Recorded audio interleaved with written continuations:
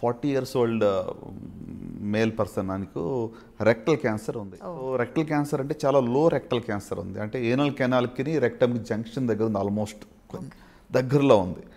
ఇప్పుడు మనం సర్జరీ చేసేటప్పుడు if you don't give our 100% and పూర్తి ఎఫర్ట్ చేయలేకపోతే ఆయనకి మొత్తం entire rectum and anal canal తీసేసి పర్మనెంట్ బ్యాగ్ వస్తుంది. సో ఆల్మోస్ట్ ఈ 40 years అన్న అతను ఆల్మోస్ట్ 120 kilos వెయిట్ ఉన్నాడు ఆయన.